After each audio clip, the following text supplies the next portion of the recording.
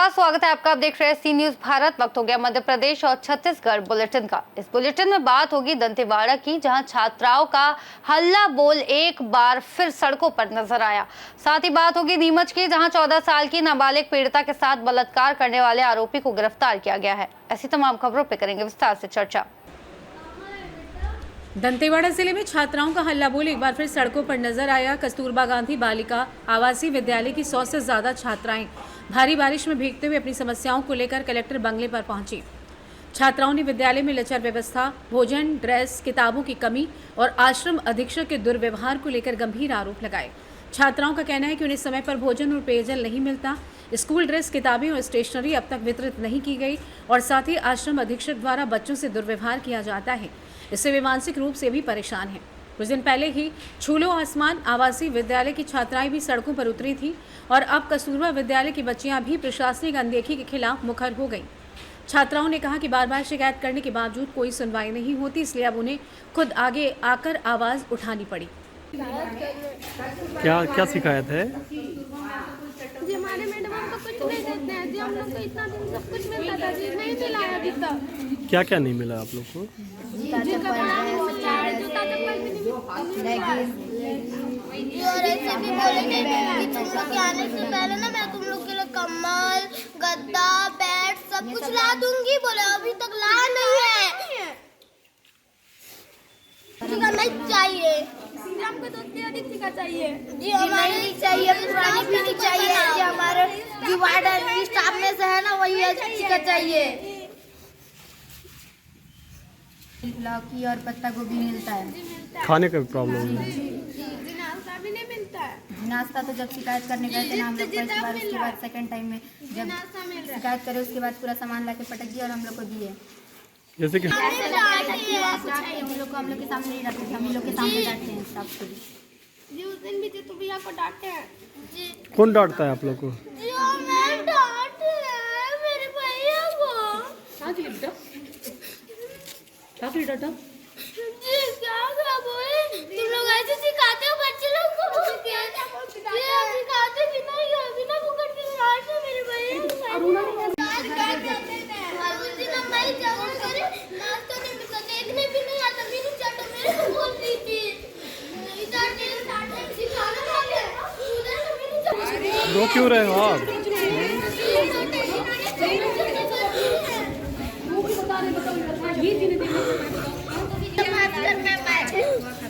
वो क्या बोले है ना, क्या बोलते हैं, हम लोग को भी भूख लगता है, इन लोग को क्यों नाश्ता नहीं मिलता? एकदम बात करने के लिए एकदम रो रो के बता रहे थे कि मेरे को फंसा रहे बोल के, खुद हम लोग को वो कर दिया।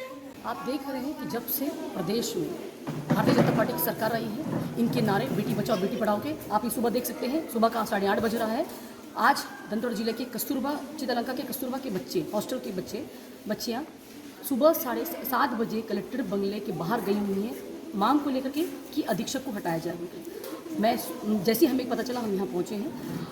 बच्चों की माँ, बच्चे रो रो करके बता रहे हैं कि बच्चे लोगों को जो ब्रेकफास्ट मिलता है ब्रेकफास्ट नहीं मिल रहा, जो जूता जो शू मिलना चाहिए उस जगह चप्पल पहन के बच्चियाँ जा रही हैं, भीगते हुए जा रहे हैं, नाश्ता नहीं मिल रहा, खाना नहीं मिल रहा है टाइम से प्रॉपर, जो उनको जो सारा सुख सुविधा मिलना चाहिए जो सरकार के द्वारा मिलता है, चाहे वो साबुन से लेकर के आपके सब कपड़े से लेकर के हर चीज़ जो मिलता है, उन बच्चे लोगों को कुछ भी नहीं मिल रहा है। और कई बार बच्चों को जो पेरेंट्स भी आते थे, जो अभी जो न्यू अधीक्षिका बनी है, उनके द्वारा गंदे तरीके से बात करना, बच्चों के साथ मारपीट करना, और ये जो मामला अभी सामने आया है और अभी मेरे सामने ही बच्चे सब रो रो करके अपनी पूरी बातें बता रहे थे। तो ये बिल्कुल सही नहीं है, क्योंकि आज तक पूरे दंतेवाड़ा जिले में हम लोगों ने कभी ऐसी घटना नहीं देखी कि बच्चों को मजबूर होकर के सुबह 7 बजे ये जा रहे हैं कलेक्टर बंगले के बाहर कि अपनी मांग को लेकर के, और ये बच्चे 6 से लेकर के 8 के बच्चे हैं। अब आप समझ सकते हैं कि कोई बच्चे राजनीति नहीं करता, लेकिन आज बच्चे लोग ऐसे क्या बात हो गई जो इतना मजबूर हो गए कि आज ये बच्चों को अपने हॉस्टलों से इतनी बारिश हो रही है, आप देख रहे हैं बारिश में भीगते हुए वो अगर कलेक्टर बंगले के बाहर जा रहे हैं तो ये अपने लिए न्याय की मांग कर रहे हैं कि इनको ये अधीक्षक नहीं चाहिए।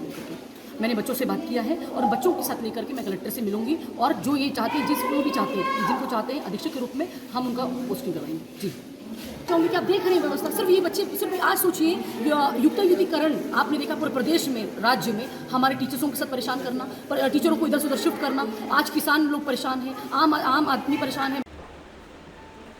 दंतेवाड़ा से सी न्यूज़ संवाददाता आशाराम की रिपोर्ट। नीमच में थाना बघाना पुलिस ने 14 वर्षीय नाबालिग के साथ दुष्कर्म कर उसे गर्भवती करने वाले अज्ञात आरोपी को गिरफ्तार करने में सफलता हासिल की है। जांच में चौंकाने वाला खुलासा हुआ कि आरोपी पीड़िता का सगा मामा का लड़का ही निकला।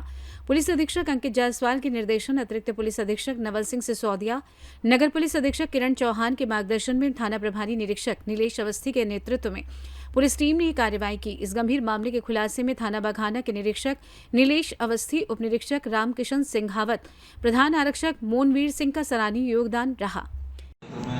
इसकी पदस्थापना की, लेकिन चूंकि आपराधिक प्रकरण और जिनके विरुद्ध गंभीर डीज चल रही है तो उन सभी को लाइन अटैच किया गया है आदरणीय डीजीपी सर के निर्देश द्वारा। तो उसी के पालन में नीमच जिले में भी इस प्रकार के जितने भी बदमाश या जो ऐसे दागदार पुलिसकर्मी हैं उन सभी को लाइन अटैच किया गया था।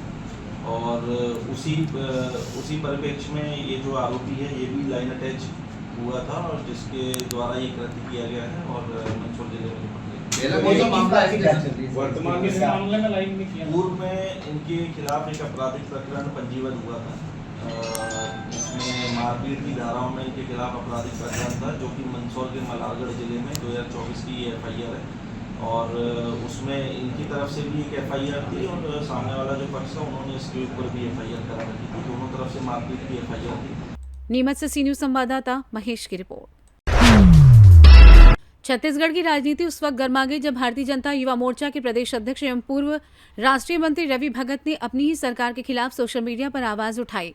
रायगढ़ निवासी भगत ने DMF फंड को लेकर सरकार की अनदेखी पर एक छत्तीसगढ़ी गीत के माध्यम से कार्यकर्ताओं की पीड़ा और आम जनता की व्यथा को सामने रखा। करीब 4 मिनट के इस वीडियो में रवि भगत ने मार्मिक अंदाज में सरकार का ध्यान आकृष्ट करते हुए कहा कि DMF फंड का उपयोग जनता की जरूरतों के लिए किया जाना चाहिए, लेकिन आज भी ये पैसा जरूरतमंद क्षेत्रों तक नहीं पहुंच पा रहा है। उन्होंने ये भी बताया कि लंबे समय से पार्टी कार्यकर्ता और आम जनता इस फंड की मांग कर रहे हैं, लेकिन कोई स्पष्ट जवाब नहीं मिला।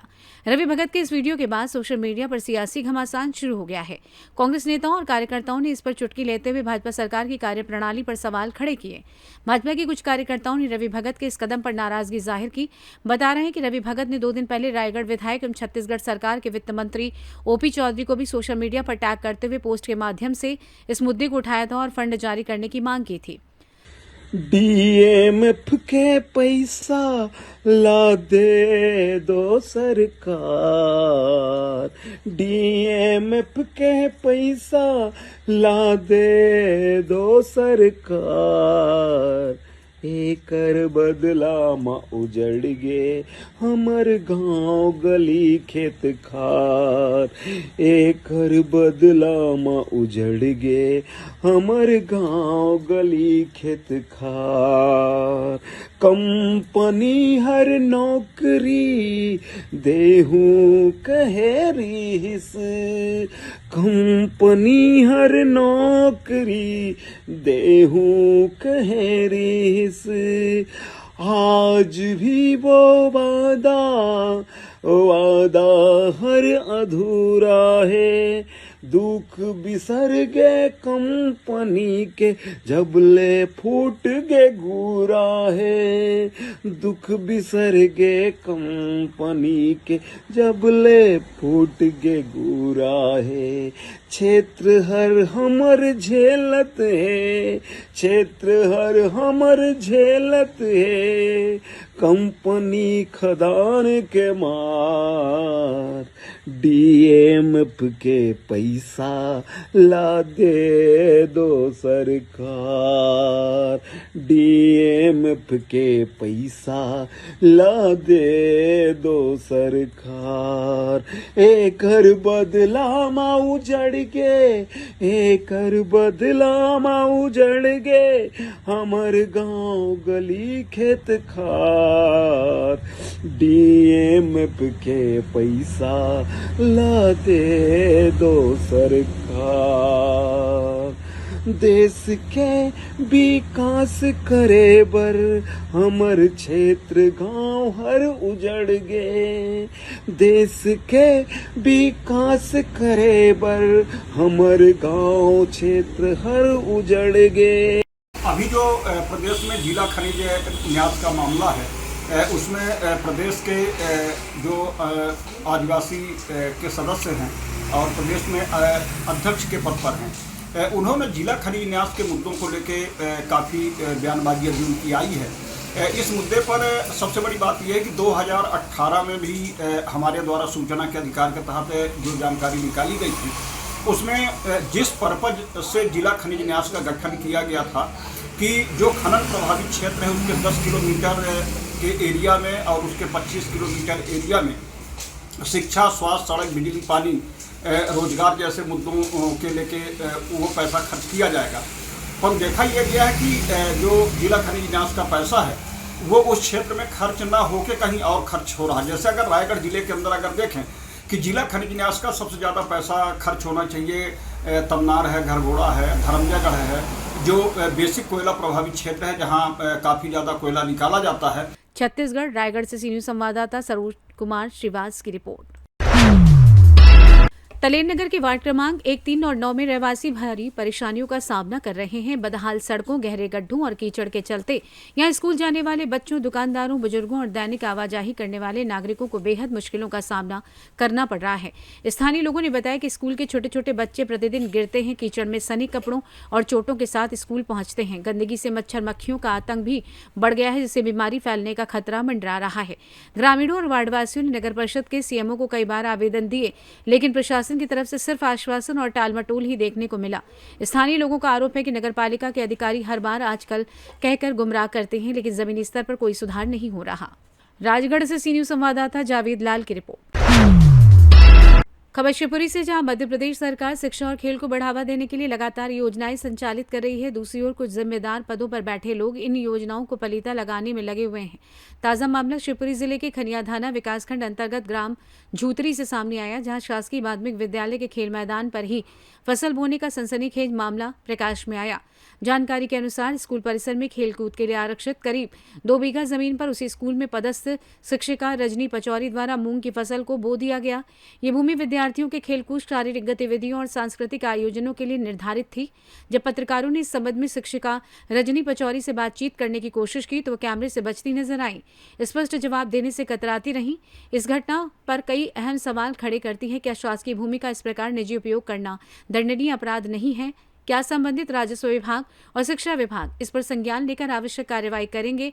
देखना ये होगा कि संबंधित अधिकारी, विशेषकर शिवपुरी जिले के शिक्षा विभाग और राजस्व विभाग इस मामले में क्या कड़ी कार्रवाई करते हैं। तो माँ की बगिया लगी, उसमें और भी सब्जी के वो भी लगे हैं पौधे, मिर्ची के और कुछ पेड़ पौधे भी लगे। लेकिन मैम अभी जो दिख रहा है उसमें तो उर्द मूंग के अलावा कुछ नहीं दिख रहा अभी। देखो ध्यान से देखो और देखो। तो आपने किसी से जानकारी ली थी इस चीज़ की? बीआरसी साहब से बात की थी कि आपने अपने आधार से लगवाया जी? नहीं, वो तो चल रहा माँ की बगिया, हमने ऐसा का पूरा वो कर लिया। ऐसा नहीं मैम, ऐसा कुछ नहीं है। नहीं, अपराध तो नहीं किया मैम आपने, लेकिन उर्दू मूंग इसमें उर्दू मैम आप ये देखिए, ये उर्दू मूंग दिख रहा है। उर्दू मूंग तो वो लगी है कि वो लगी ऐसा का जो हमने पूरा पेड़ ला। नहीं बच्चों ने खेलने के लिए पर्याप्त मैदान है वो तो सही है मैम। जहाँ मैं का पत्रकारी कर रहे तुम जो देखो आओ तो पेड़ लगे कि नहीं लगे, कह रहे पेड़ नहीं लगेगा, ठीक है। अब पानी बरस रहा है और ये नहीं गई है, भैंसें आती।